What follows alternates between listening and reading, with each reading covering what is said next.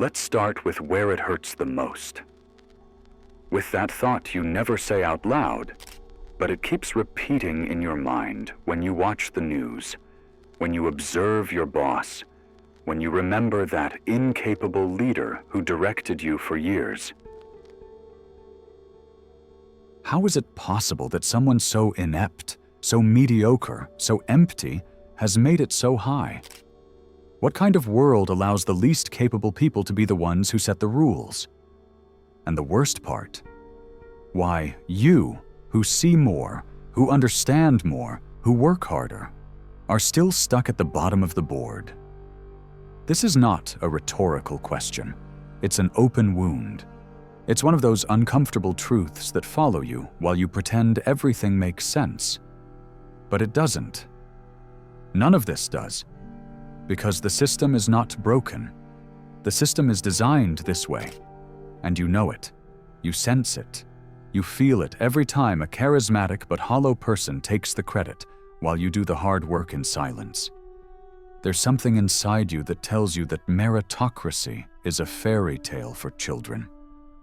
That the brightest doesn't win, but the loudest. That the wisest doesn't rise, but the one who best hides their ignorance. And that thought gnaws at you, because it goes against everything you were taught, remember? Work hard and success will come. A lie wrapped in diplomas, in empty speeches, and in hypocritical smiles. The truth is something else. The truth is that power is not gained by the one who knows more, but by the one who appears to know it. And in this game, you're losing because you doubt. You think before you speak. You analyze. They don't. They jump without a parachute, and the world applauds them. Do you know why? Because most people can't tell the difference between confidence and wisdom. Because in a superficial world, appearances are everything. Because human psychology, so predictable and manipulable, favors the one who shouts, the one who smiles, the one who convinces, even if they have nothing to say. And if you're feeling angry right now, if something inside you is stirring, it's because you've been deceived for too long. Because they've made you believe that the problem was you. That you needed to believe in yourself more, get out of your comfort zone, appear more confident. But how do you do that when every cell in your body screams that the incompetent are in charge? How do you play a game that despises depth and rewards superficiality? And here is where the story darkens. Because this is not a modern failure. This is not a recent mistake of capitalism or democracy. This goes much further back, centuries back, from a man who understood the rules like no one else, a man who wrote what others kept silent, Machiavelli. The first one to dare to say it out loud, that power is not for the virtuous, but for the shrewd. That morality is a useful illusion. That politics is not governed by principles, but by perceptions. And that's the trap. Because in a world where perception is everything, the most skillful at manipulating that perception has the upper hand. It doesn't matter if they're incompetent, as long as they manage to appear otherwise. Because human beings don't choose the best. They choose the one who makes them feel secure.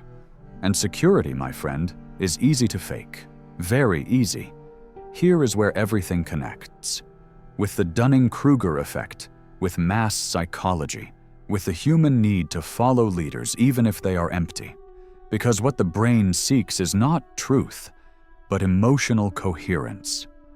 And who offers more emotional coherence than the one who never doubts? Even if they are wrong, even if they have no idea, if they say it with confidence, they are believed. Meanwhile, you think, you question, you analyze every detail before speaking, and that, in the game of power, is an obstacle. Because every doubt you have, they cover with a fake smile. Every pause you make, they fill with empty chatter. Then comes the big question. What do you do with all this? Do you resign? Do you become one of them? Or do you decide to understand the game, to play it better? Because this is not just about politics.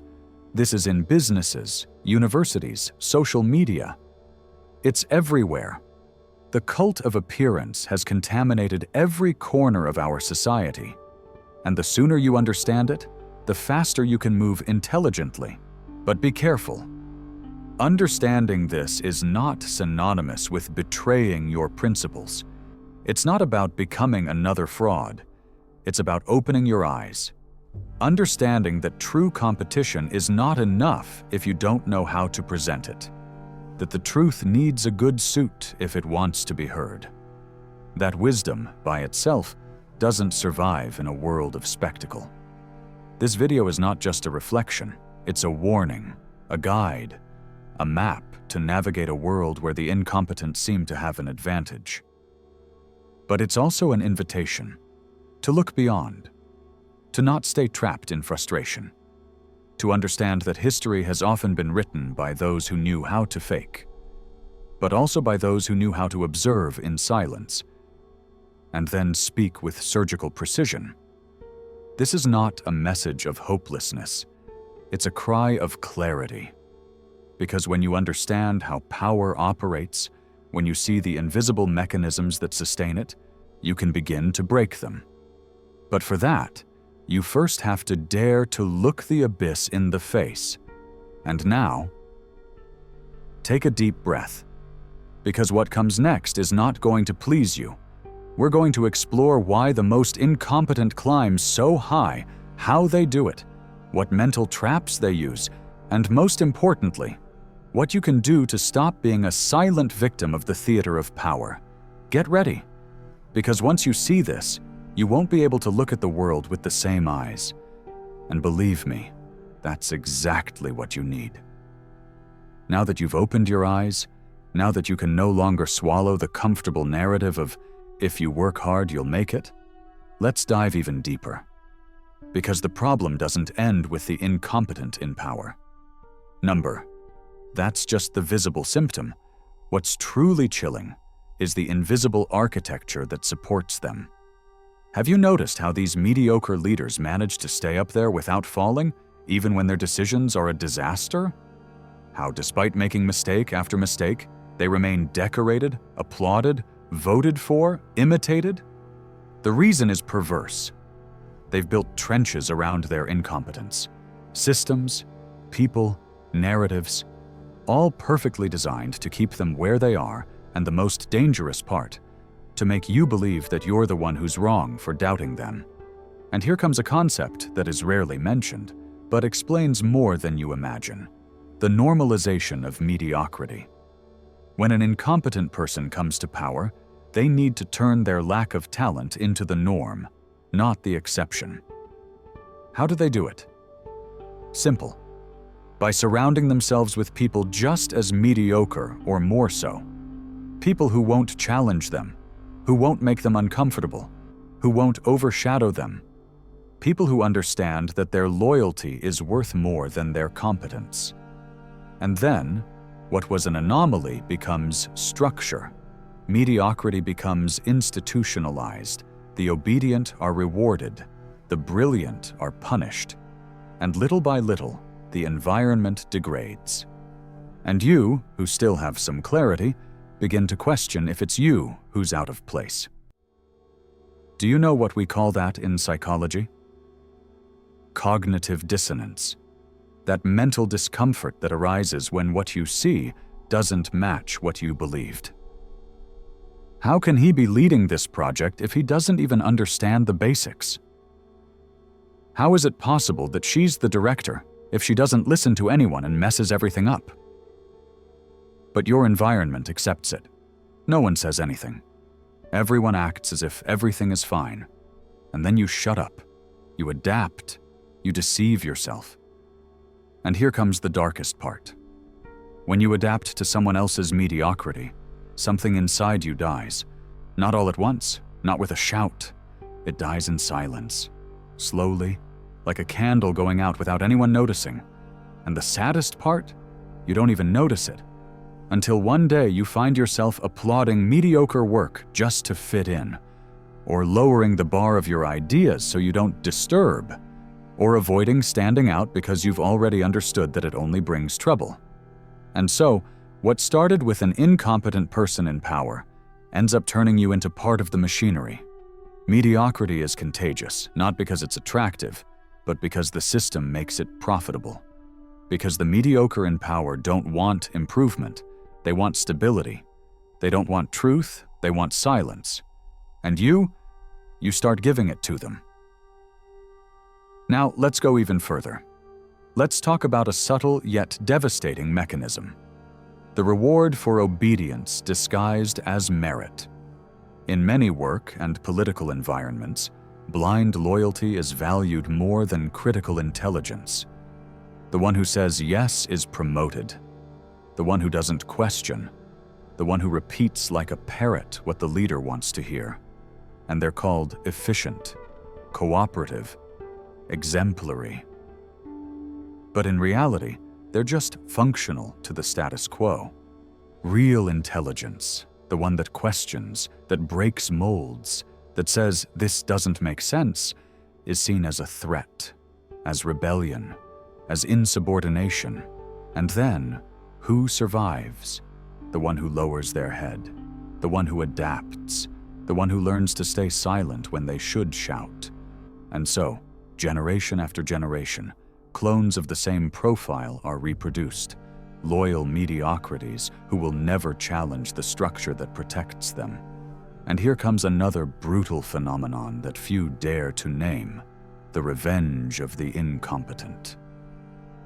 Have you noticed how the most insecure leaders are often the cruelest to others' talent?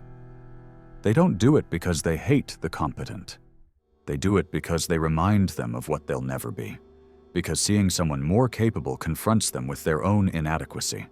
And since they can't improve, they decide to destroy, eliminate the brilliant, ridicule the one who thinks differently, smother the one who proposes new ideas. All of this is not a coincidence. It's a defense mechanism. Incompetence in power is paranoid by nature. It always feels like someone is coming to dethrone it. And instead of evolving, it chooses to crush. This is real, it's psychological, it's systemic, and it's everywhere.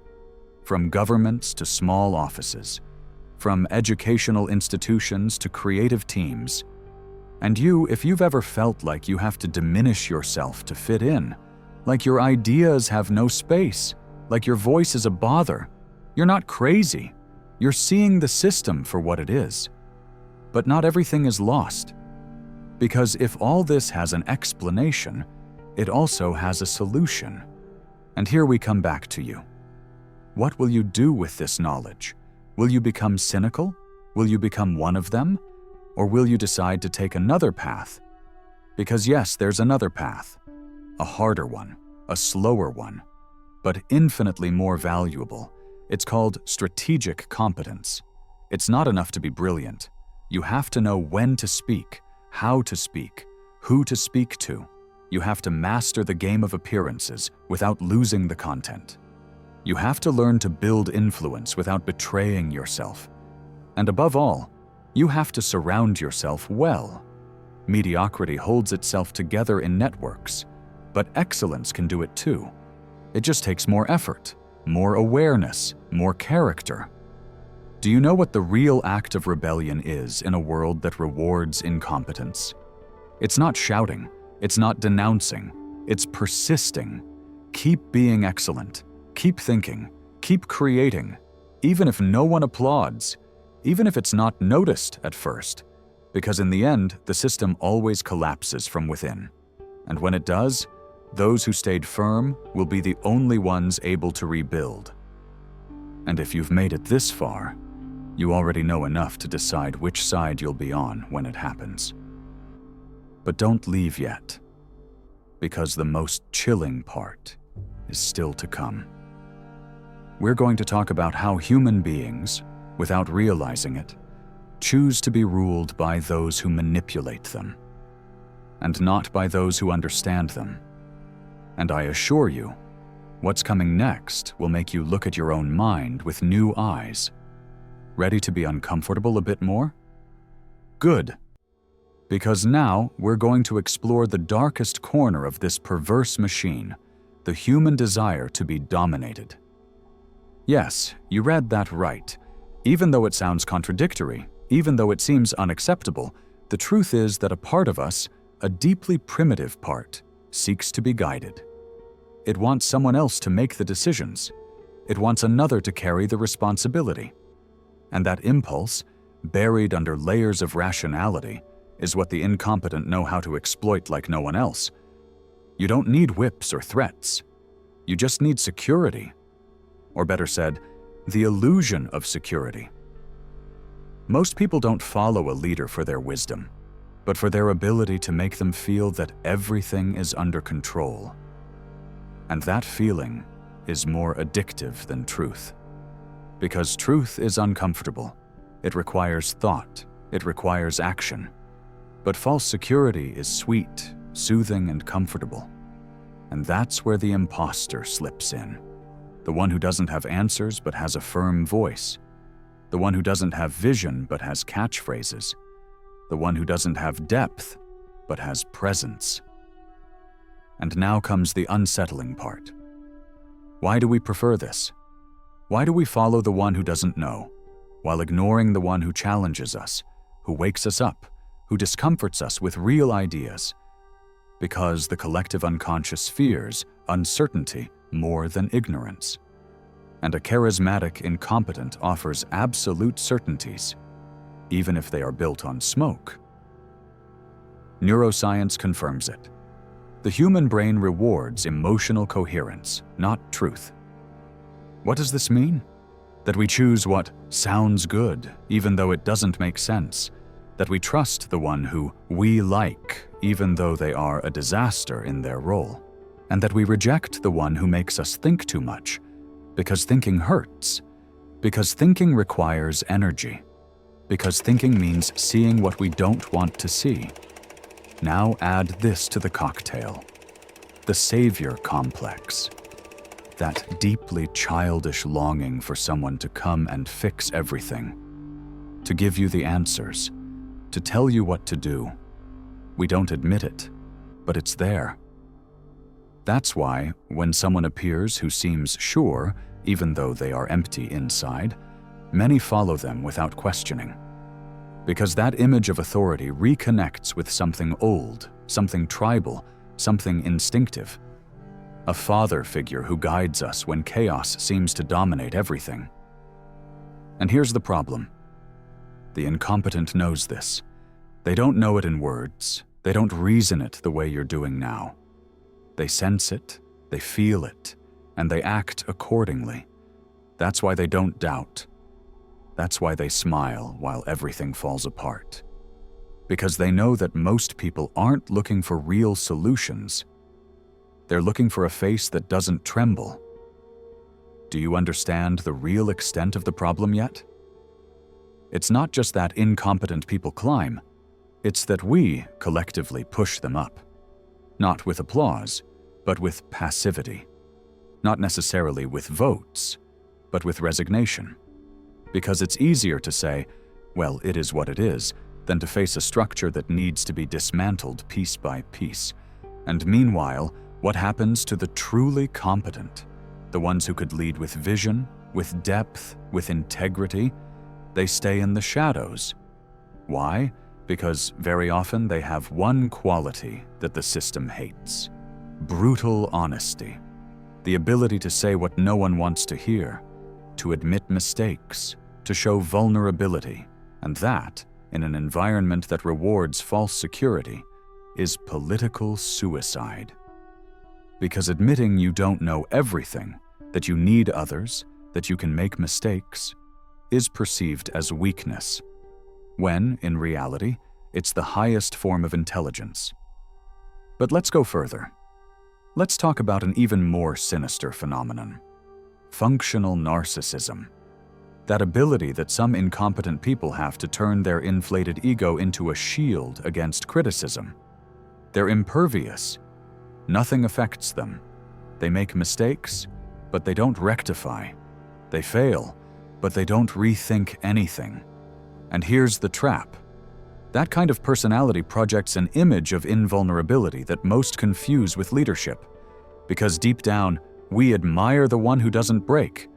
Although what we don't see is that inside, they've been broken for a long time.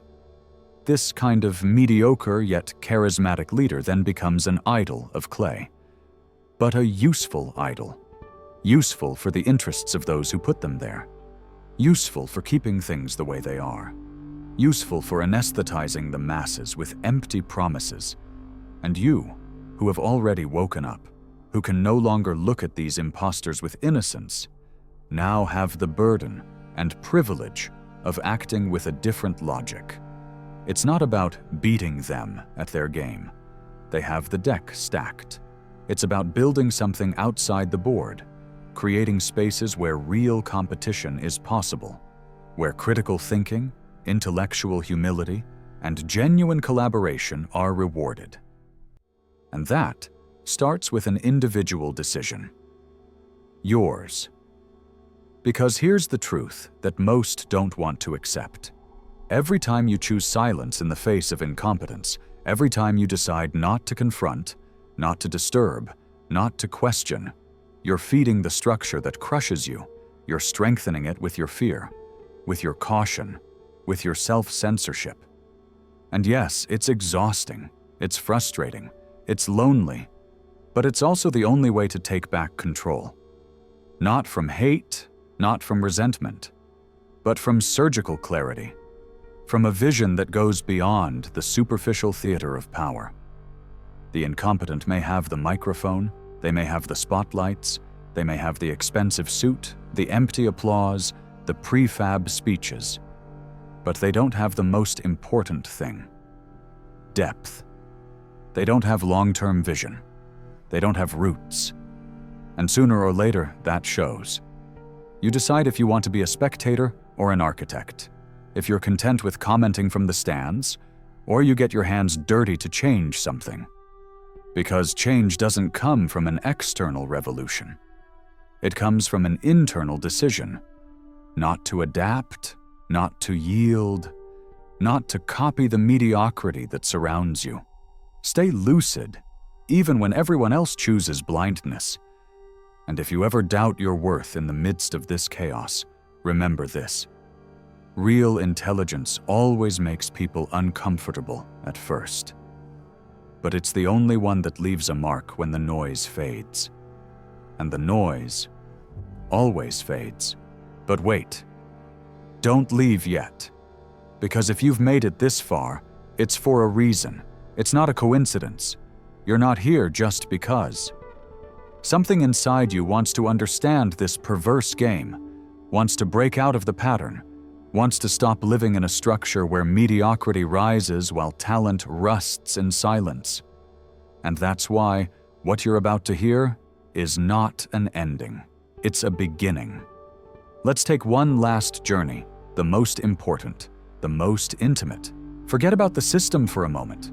Forget about empty politicians, incapable bosses, narcissists in suits. Look at yourself. Look at yourself closely and ask yourself the only question that really matters. What version of you has been running your life? Has it been the powerful, awake, uncomfortable, brave version, or the sleepy, resigned version, adapted to what's expected? Because here comes the final twist. This is where the video splits into two. Yes, the incompetent climbs. Yes, the system applauds them. But there's something no one can steal from you. Your perception, your awareness, your way of looking at the world. And that's where real subversion begins. Do you want to break the cycle? Really? Then stop waiting for the world to change. Change yourself first.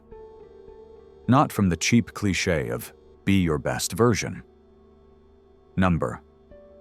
From something much more brutal. Deactivate your automatic obedience. Deactivate that reflex to lower your head, to stay silent, to think that your discomfort is a flaw, when in reality it's the proof that you're still awake. You don't need to scream. You don't need a megaphone. What you need is clarity, an unshakable criterion, the ability to look at an empty leader and, instead of admiring or envying them, see them with lucid compassion. See them for what they are, a product of collective fear, an actor in a crumbling theater. And you're not obliged to applaud the show. Start building your autonomy. Not from anger, but from intelligence.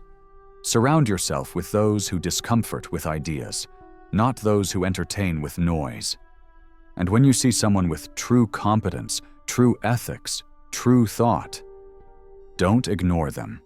Support them. Spread them. Protect them. Because those are the ones the system tries to silence first. And if you ever feel like you're alone in this, remember this scene. You're watching this video. And if you made it this far, believe me, you're not alone. There are others like you. People who think, people who observe, people who no longer tolerate decorated stupidity or repressed talent. So here's a challenge. If this video moved something in you, if it touched that nerve you've been trying to ignore for a while, leave it in the comments. But don't explain, don't justify, don't argue. Just write this sentence. I've already seen the theater. That's enough. That's how I'll know you're awake. That you don't need more proof. That you've already seen what you had to see. That now you just need to decide what to do with it. And if you want to keep exploring these uncomfortable truths, subscribe. Not out of obligation, but because this space is for those who no longer buy the lie. For those who don't need a show, but clarity. And if you know someone who still lives applauding the incompetent, send them this video, not to convince them, but to plant a doubt. Sometimes a single doubt can break an entire life of programming. Thank you for making it this far. Seriously, not everyone does. Most leave in the first few minutes, but you stayed. And that says a lot. It says you're ready. So I'll say goodbye with one last image. Imagine a room full of people clapping, everyone standing, applauding someone on stage, a leader, a reference, a name in bold. But you're not clapping. Not because you hate them, not because you envy them, but because you already see what others don't see. That's your strength, your silence, your criterion, your lucidity. And while the theater goes on, you're already at the exit, ready to build something else, far from the noise, close to what's real. See you in the next video. Or not. It depends on whether you decide to stay awake or go back to sleep. You choose.